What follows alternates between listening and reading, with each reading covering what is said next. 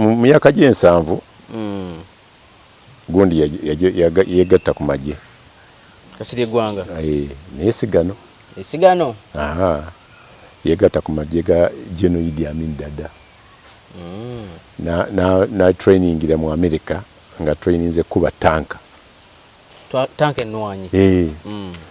era obubundu buno butonabeera nabwo mu bungi kuba yalwana ezimu nazikweka mu nsiko nga ajjayo gye zaayagala bw'adde akola ebikolobero nga ajjayo gye bamuwa assignment kyali kizibu okumanya nti gyakozesa neze yali akubisa abatema emiti mu bibira nga zanjawulo so bwa traininga na bawamba amagye ne bamukwata ne nga bagyeka amini 79 bamutwala ne bamutereka n'abasirikale banne e Tanzania nga amagye ga Tanzania gakyali wano gamala kuddayo nga wayise omwaka nga mulamba ne bafuna engeri gye bakola ki obuzibu bwe yafunanga nga sigala yali chain smoke nga olusi tafuna sigala ng'ekyo kyokka kimulwaza naye ate oluvannyuma sigala yennyini yakola ki yamulwaza so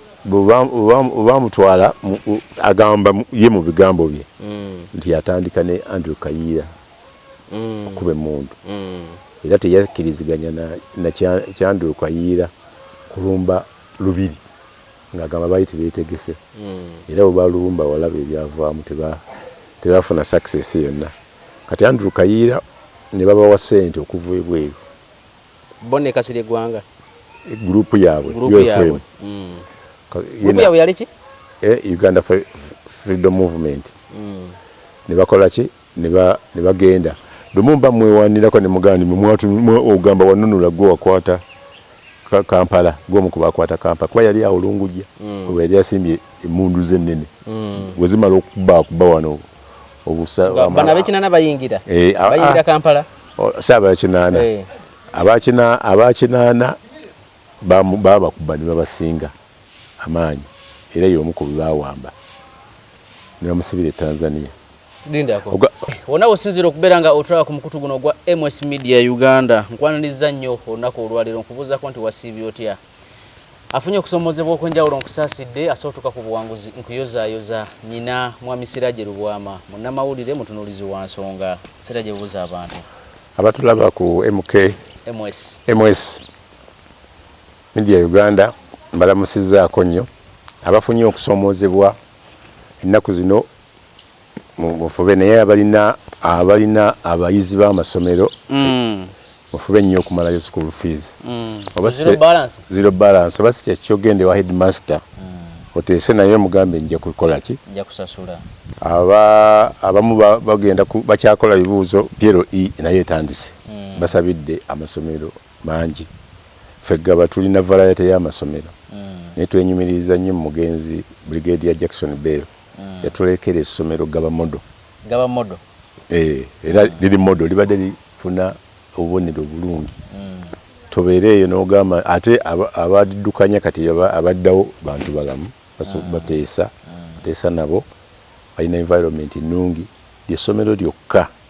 eririna facilities zoyagala ne bwe babandi ogenda n'ogipangisa nekubira so bw'otagenda eyo boogenda in fact nja kubuuza management baba kyalina n'ebisolo ennaku zino kuba luli ku biseera bya neighbor wange Jackson Bell waliwo ekisolo naye environment nnungi basasuza bulungi so mukole ekyo tweyanza nnyo tweyanzeege leero tugenda sooka wa omugenzi Gen.Kasirye Ggwanga tuvuge emboozi ye eggweyo bulungi kwa tusembayo beera nayo n'otugamba nti emboozi ye ekyaliyo mpanvu Jackson I mean Geno anti ntambulira mu bajeno kyokka goli civilian bantu bange nange omugenzi eri tumwene yampa obwa Geno naye mawulire nga musomooza butasasula bayiso sente naye abatulaba Gen.Kasirye Ggwanga ye musajja eyasavinga mu magye emyaka 46 Museveni bwe yali amulitayalinga yamuwa $6,000,000 n'agamba tezimala naye ajja kukozesa ezo atetenkanya era yatetenkanya bwe zaggwawo yagenda nga amusabayo nakunyumizaako yamutega ku Entebbe Road n'aba nga mu convoy teyaliimu president n'amuyita nga n'agenda n'amugamba nti omuntu abadde ampa ku ssente ennyo nga siggwe nga si za gavumenti abadde General Ronda Kayirima naye yafudde kati ndi muwanvu nnonye ssente bamuloopayo nga azibye convoy ya Museveni president yazimuwa era ku olwo nampaako yasooka nampa $30 nga mpisa ekiro nemugamba embwazo nzitya pozi kanzijje ku makya naga nja kufuluma wabweru wa gate era yafuluma nampa $30 nga boda njipangisiza mu kitundu nali ntuka kugomboola nga nva eri gye yali asula mu kizungu nanga nezo sente zireeta ezo nengamba wa boda nti musajja sente zazaagala nampa $3 nanga omusajja ampadde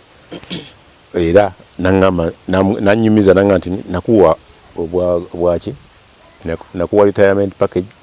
n'otamatira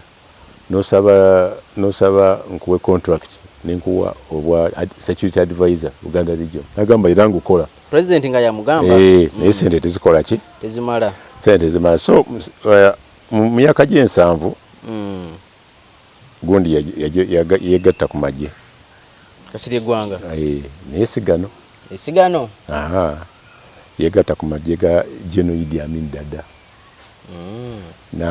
na trainingira mu America nga traininze kuba tanka ennwanyi era obubundu buno butono abeera nabwo mu bungi kuba yalwana ezimu nazikweka mu nsiko nga ajjayo gye zaayagala bw'adde akola ebikolobero nga ajjayo gye bamuwa assignment kyali kizibu okumanya nti gyakozesa neze yali akubisa abatema emiti mu bibira nga zanjawulo so bwa traininga na bawamba amagye ne bamukwata nga bagyeko amini 79 bamutwala ne bamutereka n'abasirikale banne e Tanzania nga amagye ga Tanzania gakyali wano gamala kuddayo nga wayise omwaka nga mulamba ne bafuna engeri gye bakola ki obuzibu bwe yafunanga nga sigala yali chain smoke nga oluusi tafuna sigala ng'ekyo kyokka kimulwaza naye ate oluvannyuma sigala yennyini yakola ki yamulwaza so bamutwala agamba ye mu bigambo bye nti yatandika ne Andrew Kayira okuba emmundu era teyakkiriziganya na Andrew Kayira kulumba lubiri ng'agamba baali tebeetegese era bwe balumba walaba ebyavaamu tebafuna success yonna kati Andrew Kayira ne babawa ssente okuva ebweru bonne Kasirye Ggwanga group yaabwe UFM group yaabwe yali ki Uganda Freedom Movement ne bakola ki ne bagenda Lumumba mwewanirako ne mugandi ogamba wanunula gwe wakwata Kampala gwomukuba akwata Kampala kuba yali awulungujja kuba yali asimbye emmundu z'ennene wezimala okuba wano bana bekinana bayingira Kampala saaba kinana abakinana babakuba ne babasinga amaanyi era y'omu ku bawamba ne bamusibira e Tanzania lindako 79 bo Amini gubawamba ye mubamukwatira ye yali wa Amini ne bamukwata ne bamusibira e Tanzania amagye agajja okuyambako UNLA ne babeerayo kati bwe babeerera wano amagye ago gegatta n'aga wano ne bakola services nyingi kuba mwalimu baseniors mwalimu nagendako embuya nga balina ne badoctors kuba biseera ebyo nabeeranga mbuya nga nsoma ku State High nga bajjanjaba endwadde zonna naye nga bali kuno kati bwe bagenda ne baddayo waliwo enteeseganya wakati w'abasibe ne gavumenti ya wano ne international community abasibe abali e Tanzania ne bakola endagaano ne babakomyawo wano mwabo mwe mwali ne Gen.Kasirye Ggwanga era y'omu ku baalimu bw'akomawo wano n'akola ki neyegatta ku Andrew Kayira kati yakomawo wano mwaka ki bamukwata mu 79 akoma wano 8 ndowooza 8 nga gugwako bwagamba bwakoma wano Museveni agenda mu nsiko Museveni agendayo 8 yeti yagenda mu nsiko yasooka okulwawo Museveni agenda kugenda mu nsiko nga Gen.Kasirye Ggwanga omugenzi akomyewo wano Museveni agenda mu nsiko nga Kasirye akomyewo naye ye teyagenda na Museveni Museveni yagenda yekka olwo yagenda ne Kayira ne balwana bafuna sene ne zibatabula Kayira agamba Kasirye Kayira yabaddukako yamuyita mutiitiizi n'atoba sente ze bafuna okuva ebweru n'atoba okutuusa we yakola ki we yafuna connection n'abeera connected ne Kayira manya ne Museveni n'amugamba alina enkambi ye abantu be naye ayagala kusobola kulaba ku babe ne bamusinkanya ssale ne bakwatagana naye oluvannyuma bakkaanya n'agatta ku ababe n'abagatta n'abaani n'aba Museveni naye baayita ababe paati emu yali yakayira kuba beetemamu Kayira ye yadduka lwakuba bamaze ofuna ssente mu international community naye ekyo Kayira akyogera naye oluvannyuma Kayira yakomawo ekyo Kasirye Ggwanga akyogera yakomawo era fu abeggaba Kayira yatununula yalisalako eno petrol station yali yabeesige ensambya awo wonna nga atununudde era abantu baddukanga nga bajja neggaba nga wano bayitawo half London wali emirembe oluvannyuma ntufuna omwami yazimba estate si wano eggaba nga ekifo kyennyini bakiyita half London netufuna half London oluvannyuma ekawasanga so original half London yali eno lwakuba Kayira yakola ki yabanunula era ffe twalaba ku ntalo ng'amasasi ganyooka ku lukalu ne ku nnyanja waliwo abayekera lwayitanga awo nga baagala kugenda eruzira bano abakayira ne babalumba ne babalwana nga bw'olaba omusaayi ku nnyanja omanya nti oyo akoze eki afudde erinamu oluvannyuma nga gibbulukuka nga ne ku lukalu balwana babaziikanga ku myala awo ekansanga kabalagala nga tewali budde bugenda kuziika muki mu nsiko finally Museveni naye nakola ki nawamba ne begatta Museveni ne Kasirye Ggwanga nga tebanneegatta kwaliwo lutwa lutwa ne bawokero bombi titokero ne Baziriyo ne wabeerawo Pistoks e Nairobi ezitaavaamu kalungi bateesanga nga Museveni alumba bateesanga ebyekagera we wajja obuzibu nga balemeddwa okusala Kagera okutuusa Ssaabasajja lwe yajja Abaganda ne byongeramu amaanyi Kagera naye ne bamukola ki ne bamununula so Kasirye Ggwanga agamba nti embonaabona gye yabonerabonera mu kkomera nga tamanyi na famire ye weeri Tanzania nga tamanyi kiddako kuba abamu baafiirayo nga bajjayo omu n'abula n'abanga takoze eki ng'ekkomera bwe likola ki finally y'omu ku basurvivor abaavaayo nga bakoze eki nga bazze agamba nti obuzibu bwe bwatuuka wano yakola ki bafunanga obutategeeragana n'abantu abamu naddala bano be baali nabo mu nsiko era okufa kwa Kayira abamu bakimuteekako nti yali omu ne Gen omu abamutta Kayira batemula mutemule erikuli yali yasula wa munnamawere bamuyitanga Henry Gombya nze namulabako yakolera ku State House Henry Gombya nga alina kamagazini kafulumya naye nga oyafulumya bweru yagenda ng'amaze okusurvivinga assassination kuba bamuttiramu nga naye mwali mungi okutta Kayira mwalimu ne ssente bagamba 40 ne baziyiwa ezimu ne baziyiwa mu madinisa ne zigala mu kisenge abamutta tebazitwala kitegeeza intention yali yakutta ani Kayira yekka era bwafa Kayira omulambo gwe basooka guleeta Gaba wano ne bafa waliwo mwannyina awo nga tonatuuka kule Cape nakati akyaliwo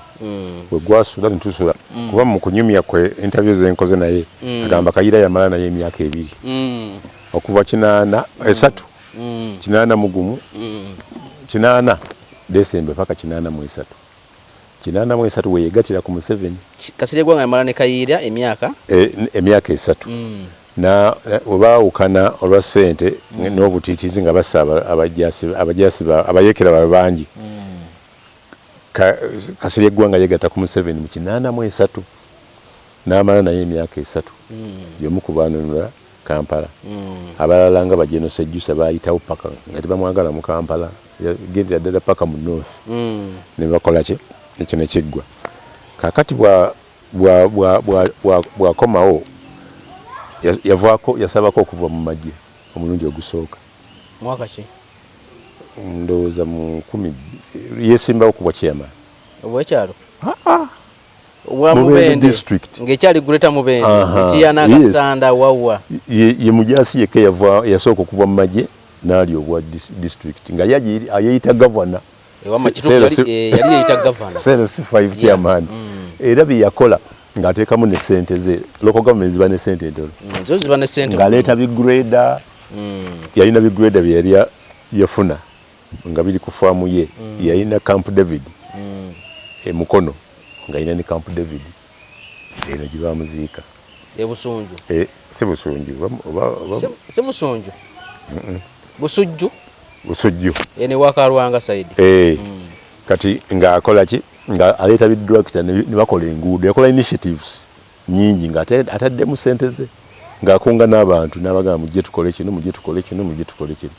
era bwe baali we yamalako ekisanja kino bamugamba adde mu yesimbewo n'agaana n'addayo yafuga ekisanja kimu ate amaana addayo mu magye yaddayo mu nga ali tafugika ate yaddayo mu magye naye alina ebintu bingi nagenda naliko ekibuli ku boodi y'essomero Kibuli secondary alinawo ekijjukizo kyalinawo awo kiriko Kasirye Ggwanga alina byakolera ku ssomero awo nebuuza haji gundi n'atambulira details naye yaŋŋamba alina emboozi weyanyumiza lwaki bamuwa ekigombe naye ligi yasomera mu America naye yalekayo ekijjukizo ku ssomero so abadde yali omusajja asalawo ekintu n'agamba kino nkisazeewo ng'akyagadde era lumu abaavaayo ekibuga abayeekera ne bamuteega abantu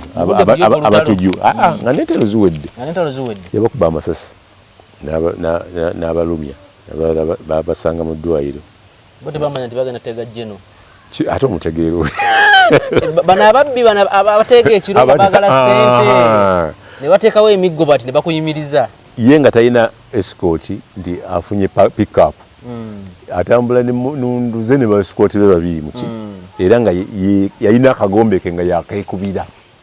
akagoba muki mu kkubo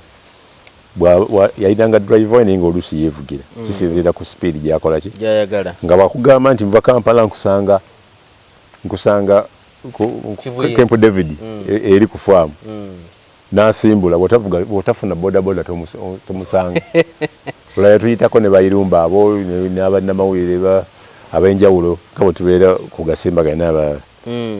nga tugamba mujje mu bbanga bwe riti twakeerewamu tugenda okutuukayo ng'agamba nti mbadde mbasalidde embuzi naye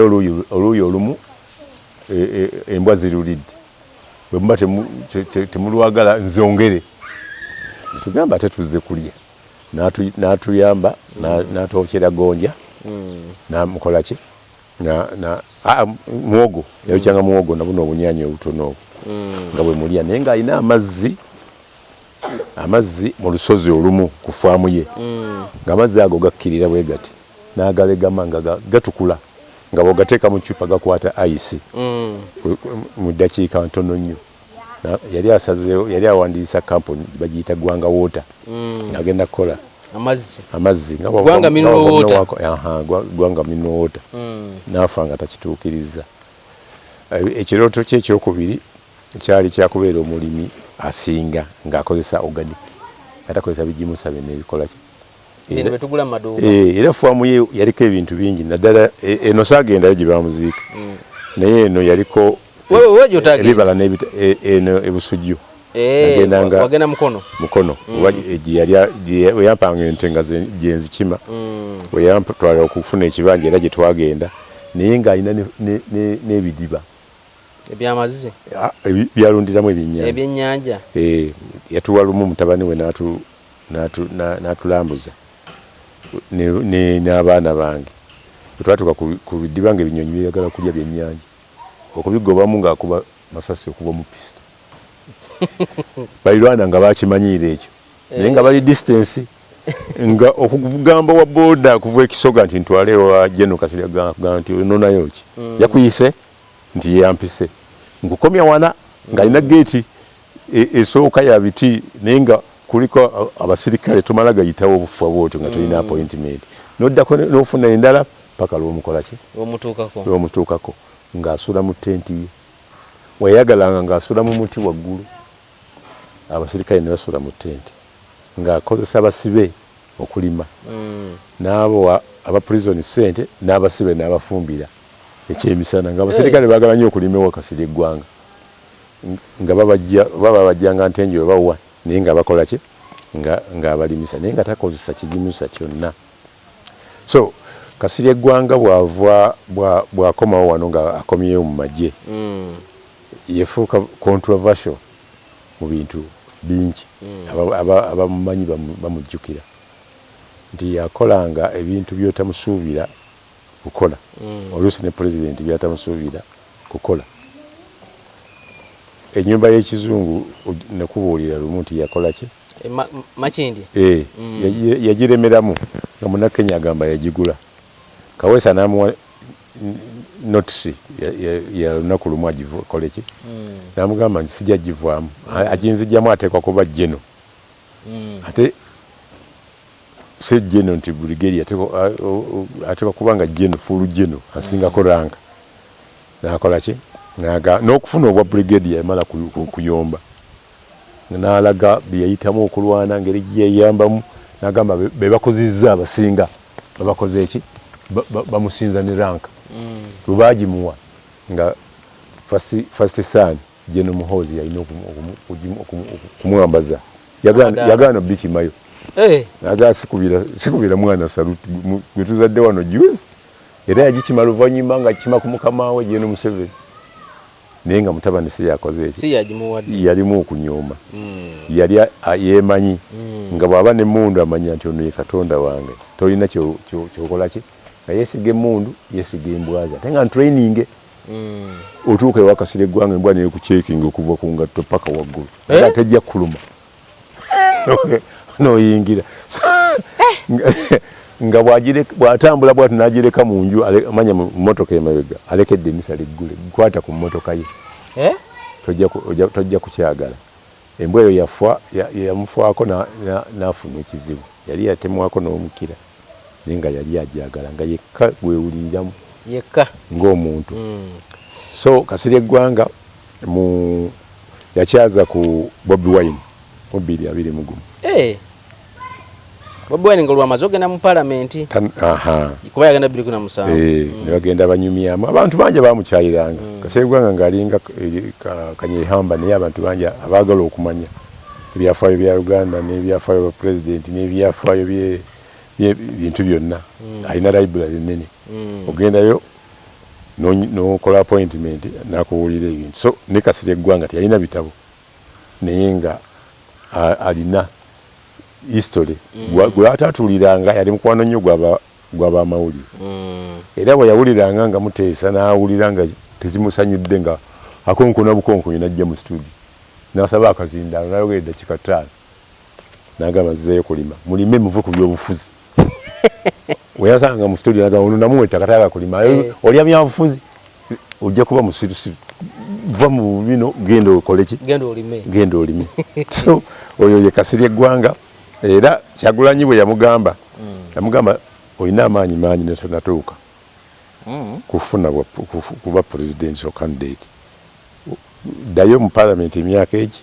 ojja 2026 ono n'agaana. Kasirye Ggwanga n'agamba nti yadde agaanyi Museveni agenda mutuyanya Bobi Wine agenda mutuyanya ekyo nakyo kyamuleetera ki kubona ni agenda tuyanya Bobi Wine agenda tunyanya Museveni Kasirye Ggwanga ganti Bobi Wine agenda kutuyanya Museveni engeri gyamulabiyemu yakozesanga common sense ne psychology of influence nagamba mulaba muntu muki mumalirivu yadde tannatuuka naye agenda kutuyanya era kyekyaliwo mu 2020 gundi so omwana we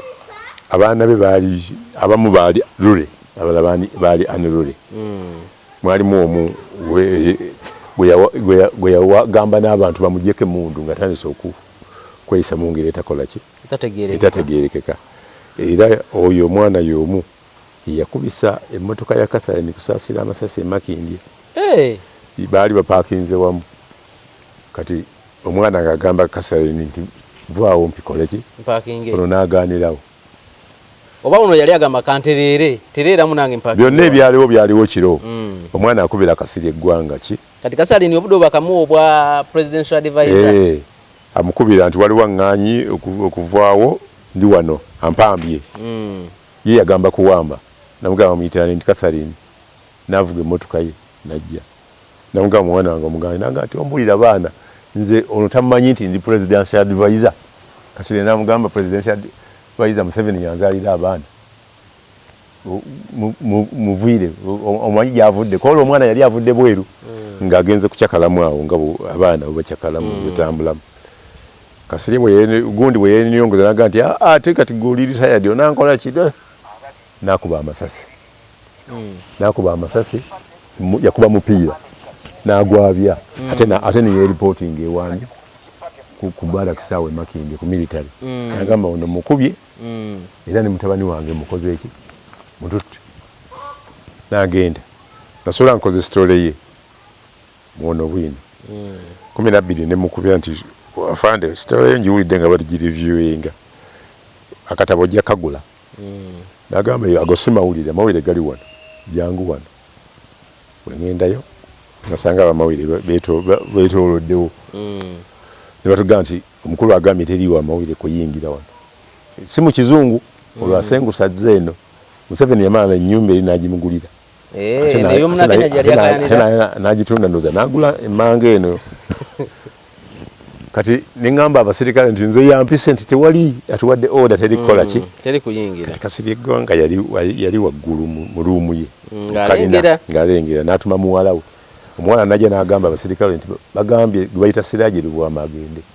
ne babuuza yaani nti yenze amadaala nga buli ddaala buli w'olinnya ekika ky'emmundu kirala ate nga ne bw'obeera ku geeti oziraba nentuuka mu ddiiro nga temuli muntu nentuula omwana bwe yavaayo yampise nanga ate okola ki wano omukulu ali mu kisenge konza ate mmanyi ekisenge ky'omukulu nagamba yitawo mu lukuubo ojja kumulaba nentuuka nga ali ku whisky ali ku double bed mazongoto bamukubira amasimu bamubuuza ofande olina ekizibu oli ludda wa nagamba sinange simanyi wendi bwe mulowooza ndi ludda wa kati bweva ku simu nangamba nti nga namwe mulimu emmundu ebika bingi nemugamba afande emmundu zino zaani nagamba zaani wazifuna mu mateeka nagamba lwaki twajja mu mateeka twawamba buwambi nemugamba kati wazikujjako zonna nagamba gwe omanyize natereka mu nsiko omanyi omuwendo oguli mu nsiko emmundu zenina ne bwotwala zino zonna si bulwa mmundu ate na zino tebazimba nangamba nti emmundu bwogiteeka mu kaveera tekola ki tetalaga sigale naddala oba yagamba M47 AK47 kakati nangamba nanyumiza story engeri gye yakubyemu omuntu nemugamba mpulidde ku radio nga agenze kuwaabira nangamba agende yonna gyawaaba niwe wagenda wa Museveni tanzaaliranga abaana bange nze nabazaala toyinza kuva eri omukazi gwendabye ejjuzi nemugamba nti omukazi agamba nti omwagalako aneesibako saagala modrezo omukazi yali agamba nti ono yamwagalako saagala modrezo so mugambe byobadde ompa muono bwino bifu genda omugambe waddamu okwepampalikira ku mutabani wange sijja kukuba mupiira ajja kukuba yingiri eyako omuliro nakati nabadde mbulawo katono okuba yingiri oyo Kasirye Ggwanga mpozi bamaliza babisotingidde ku poliisi omusango yagujjayo Catherine nga kichono nga wali wagulu amateeka namwetondera na waliwo omuntu gotala tewali yali mugulu w'amateeka naye mu Uganda mulimu abantu abeeyisanga abali waggulu w'amateeka. So Kasirye Ggwanga okirabira ku tractor gye yayoki tractor ng'erima mu nnimiro ya mu ttaka lya mukyala we yali mu UK bwe yaŋŋamba nga yamulekera okulikuuma n'agikumako omuli abaawonawo ne badduka ne bamuwaabira kooti n'emuyita n'agamba nja kujja mumala condition gyembawa mumala kuleeta eyatumye omuntu okuleeta mu tractor wekiba kyetagisa kugisasula nina capacity egikola ki egisasula kuba tractor manyi omuwendo gwayo nina ku tractor erina tractor mu faamu ze naye nga sizo ezino empya zalinga magezi magangi nga yazeekanikira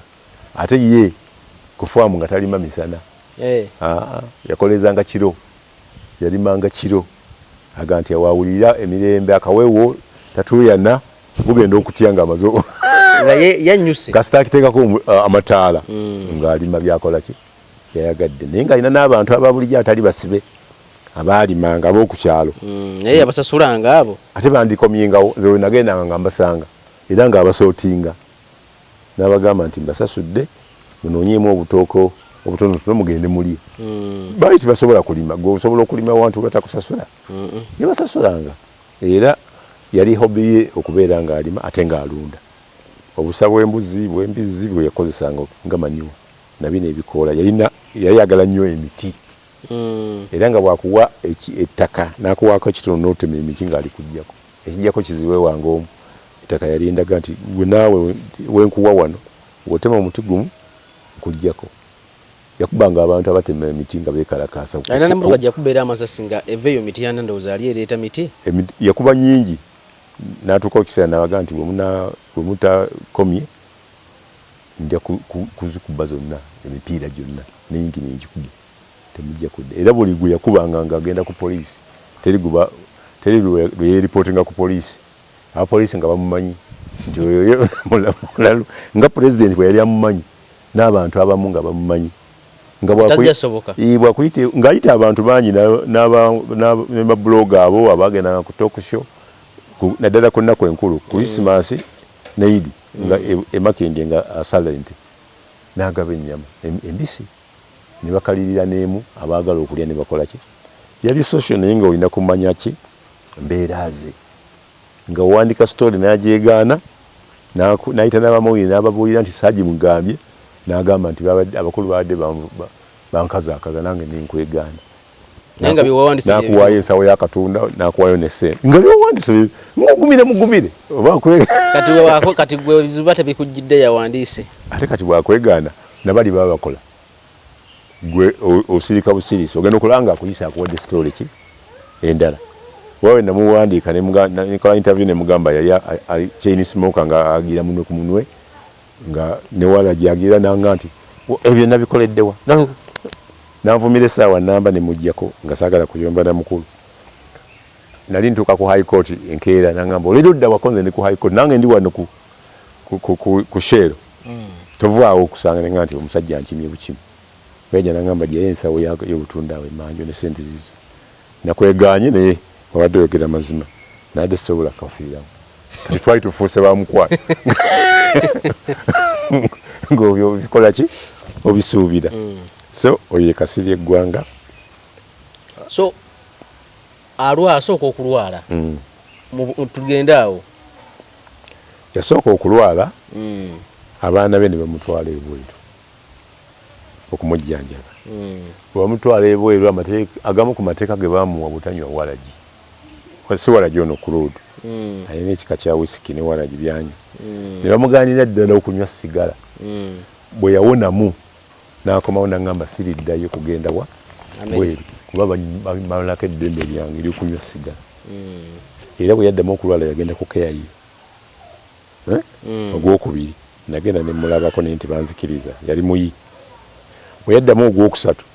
saamanya gye baamutwala yase kunkubira ssimu Siraje bankutte baŋŋamba nkola ki ndi mulwadde ninze siri mulwadde bwe ndwala manye eddwaliro gye ntwala simanyi gye bantwala bwe sidda ojja kubuulira ensi ogwokusatu agamba nti siri mulwadde naye bantutte bwe bamutwala mbuya oba mu barracks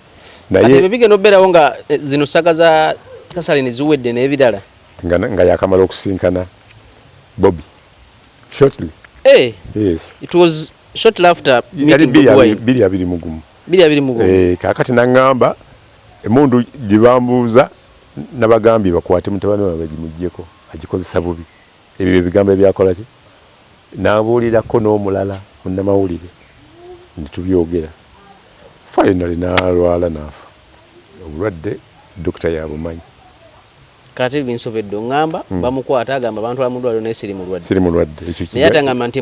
ate olungamba agamba nti mundu gye bambuuza ndabagenda bakwate mutabani waabwe baali bamubuuza ku mundu okusinziira ku bigambo bye kuba saakola verification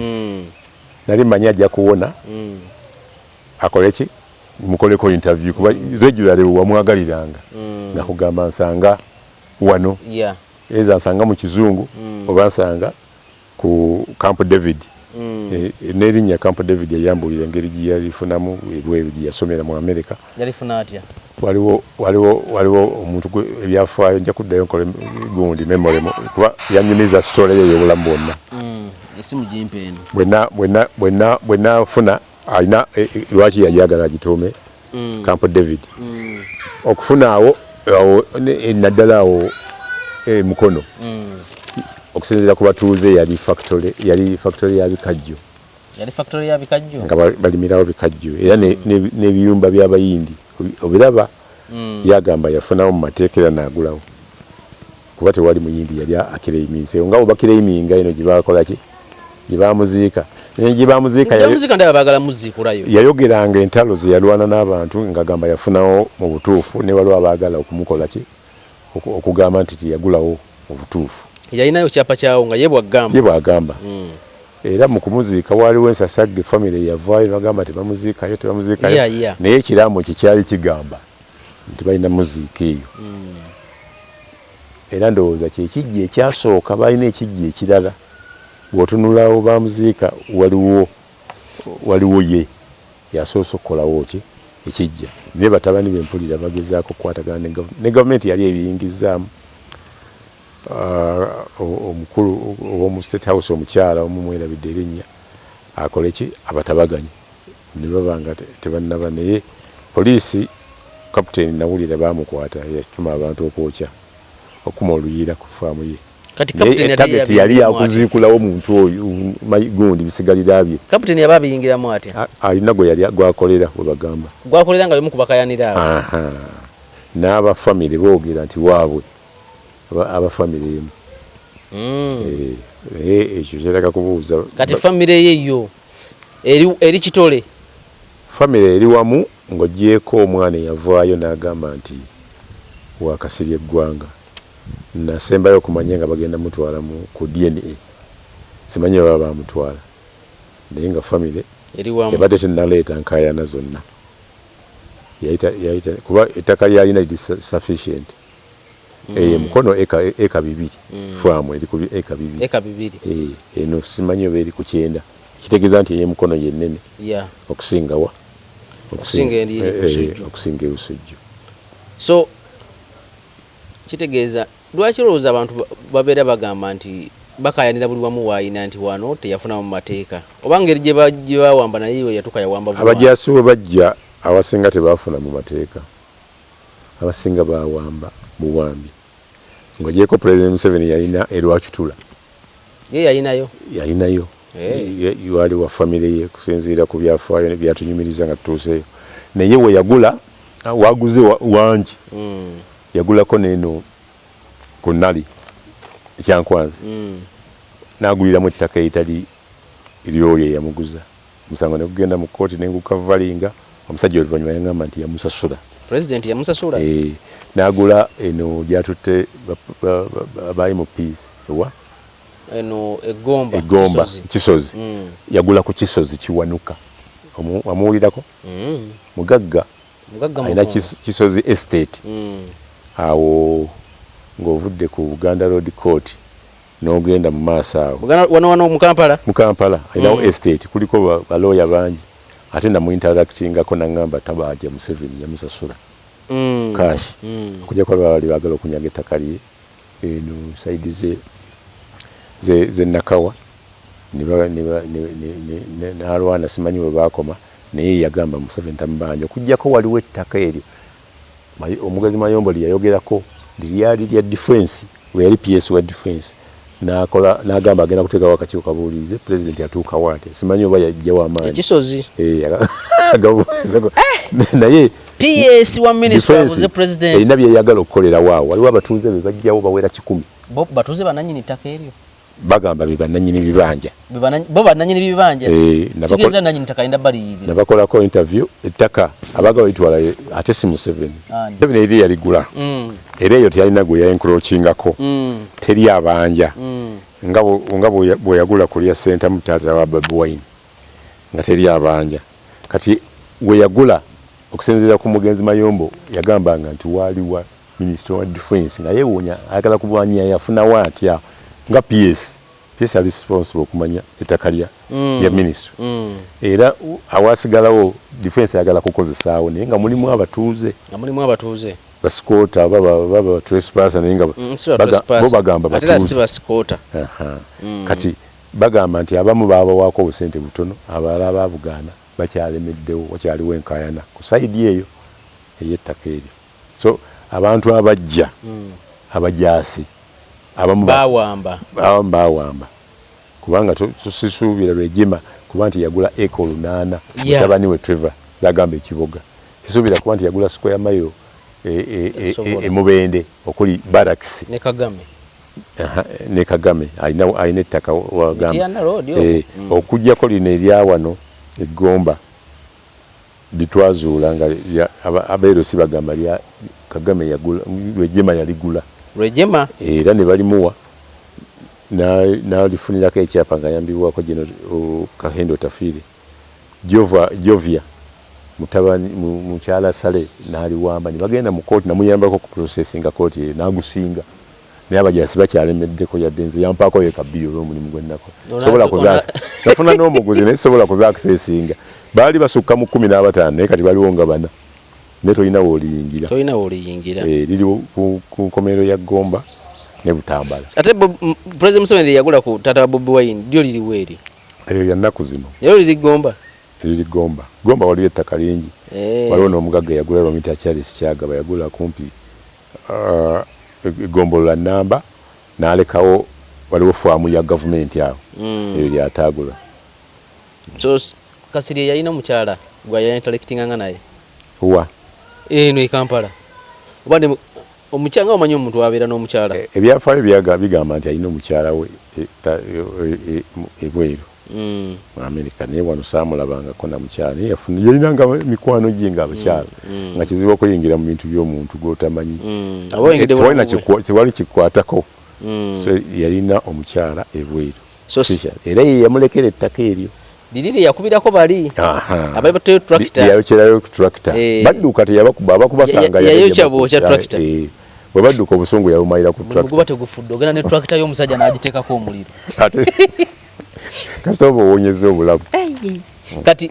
Siraje Lubwama yaziika Kasirye Ggwanga saasobola kikyate okuziika kwali kwa invitation tewaliwo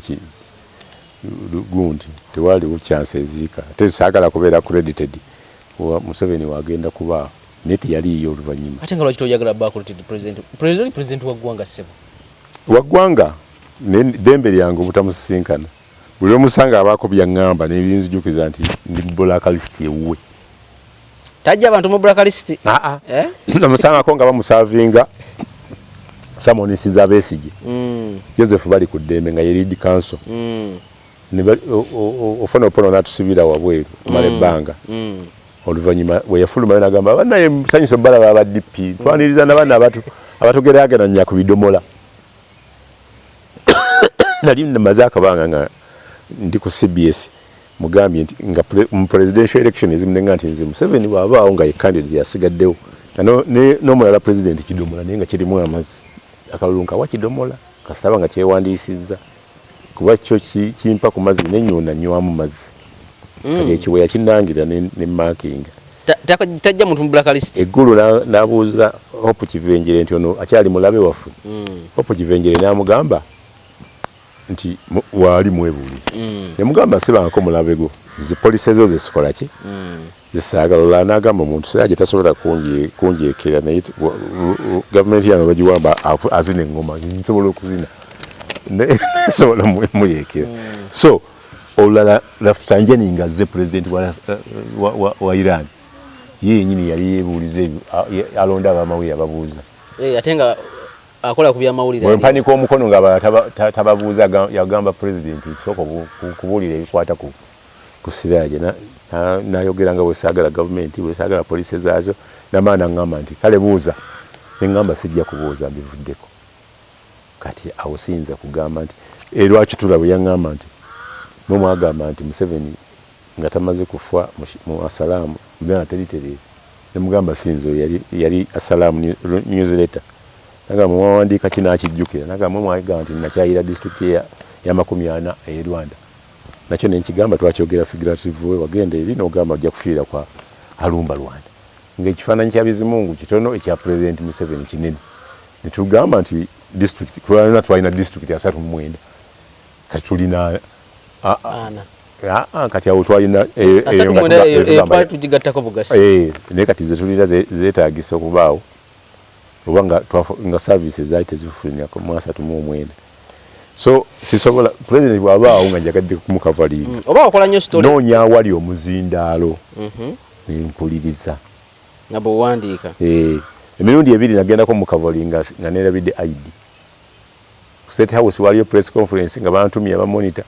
nentukawo nga ID nenkubira Hope naga sina bwe nkuyamba nengamba abasirikale nti tukumanyi naye wano mateeka kituufu olina kujja na kaadi ensigalawo omugenzi Basoga Nsadu nakola ki najja nambuuza okola ki ebweru ngamba bansibidde ebweru nerabidde kaadi nangamba yingira emmotoka oli mugenyi wange nagamba abasirikale ba SFC nti ono mugenyi wange na wano Museveni yali ku kalenda Makini nerabiddeyo kaadi ne waliwo OSFC mukulu naga nti guno gwe gusembayo toddanga mukubijerabira nkumanyi genda nibanjaza nenkola ki nengenda so bwe mbeera nga ndi wala wa Museveni nsobola omukavalinga naye saagala kumbeera kumpi nga ndabako n'amaaso oba wawandika nnyo story ku nkolagana ya Uganda ne Rwanda nekimuleetera okukukyaya ate nze munnamawulire yaziwandikako n'ab'e Rwanda baziwandiika n'aba Uganda baziwandiika ate nze nawandika nantono eriyo abawandika ennyingi nga bantu omwenda nga bali beewaka balabika ssebo bali bandibanga beewaka ate oyo yali independent nnyo nga tokyali naye mu monitor yakyuka bukyusi nga taddeyo kamagazini ke bayita independence ngaola yabeera ku presidential advisor wa Museveni ne Kagame at the same time tokimanyi oba bonna kati president w'e Rwanda afuna atya advisor wa Uganda ate kati presidential wa General Muhoozi kati ali mu PLU ali mu PLU tugenda ndoza gundi omugenzi Kasirye Ggwanga tumukomyawo for now mu myaka gy'ensanvu gundi yegatta ku magye Kasirye Ggwanga naye sigano yegatta ku magye ga General Idi Amin Dada na trainingira mu America nga traininze kuba tanka ennwanyi era obubundu buno butonabeera nabwo mu bungi kuba yalwana ezimu nazikweka mu nsiko nga ajjayo gye zaayagala bw'adde akola ebikolobero nga ajjayo gye bamuwa assignment kyali kizibu okumanya nti gyakozesa neze yali akubisa abatema emiti mu bibira nga zanjawulo so bwa traininga na bawamba amagye ne bamukwata ne nga bagyeka amini 79 bamutwala ne bamutereka n'abasirikale banne e Tanzania nga amagye ga Tanzania gakyali wano gamala kuddayo nga wayise omwaka nga mulamba ne bafuna engeri gye bakola ki obuzibu bwe yafunanga nga sigala yali chain smoke nga olusi tafuna sigala ng'ekyo kyokka kimulwaza naye ate oluvannyuma sigala yennyini yakola ki yamulwaza so bwebamutwala agamba ye mu bigambo bye nti yatandika ne Andrew Kayira okuba emundu era teyakiriziganya na Andrew Kayira kulumba lubiri ng'agamba baali tebeetegese era bwe balumba walaba ebyavaamu tebafuna success yonna kati Andrew Kayira ne babawa ssente okuva ebweru bonne Kasirye Ggwanga gurupu yaabwe UFM gurupu yaabwe yali ki Uganda Freedom Movement ne bakola ki ne bagenda lumumba mwewanirako ne mugandi ogamba wanunula gwe wakwata Kampala gwomukuba akwata Kampala kuba yali awo Lungujja kuba yali asimbye emundu z'ennene wezimala okuba wano bana bekinana bayingira Kampala saaba kinana abakinana babakuba ne babasinga amaanyi era